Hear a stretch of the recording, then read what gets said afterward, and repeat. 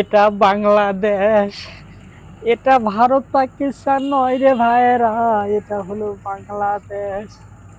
দেখেন পাম্পে তেল দেওয়ার জন্য কত সিরিয়াল মেনটেন করতে লাগে, তাও দিন শেষে তেল পাওয়া যায় না রে ভাই। এইরকম যদি দেশের পরিস্থিতি হয় কেমনে চলবো রে ভাই আমরা? এটা কেমনে সম্ভব রে ভাই? জলদি জলদি কমেন্টে বলে যাবেন।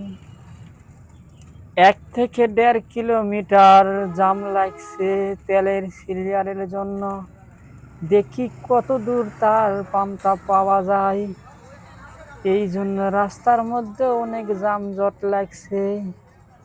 ভাই রে ভাই, এই দেশে কেমনে বাস করবো রে ভাই? একটু জলদি জলদি কমেন্ট করে। গাইস, এই যে হলো জয়পুরহাটের অবস্থা, ঠিক আছে? এতক্ষণ তো কথা আমি বলি নাই, ঠিক আছে? অন্য এক ভাই কথা বলছে, দেখেন কি অবস্থা ভাই। এই যে হয় বাংলাদেশের অবস্থা, কেমনে কি হবে ভাই? এমনিতে বাংলাদেশ গোড়ায় দুর্নীতি, এই দেশে যদি এই অবস্থা হয় তাহলে কি হবে রে ভাই? দেখেন কতগুলো গাড়ি সিরিয়ালে মেনটেন করতেছে। এই গাড়ি সিরিয়ালের জন্য রাস্তার অনেক যানজট হয়, তাও তেল নিতেই লাগবে তাদেরকে বলে। এমনি কি রে ভাই, আমি কিছু বুঝলাম না।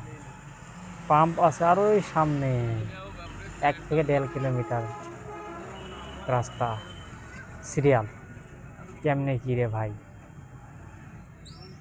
খালি এদের রাস্তার এক পাশে হইতো তাও হইতো, এই পাশেও যেরকম সিরিয়াল ওই পাশেও তেল সেই রকমই সিরিয়াল। দেখি আমি তেল পাই নাকি। যদি তেল পাই সিরিয়াল ছাড়া ওই দিন তেল উঠানো, এছাড়া গাড়ি বাড়ি করবোই না বাড়ি থেকে।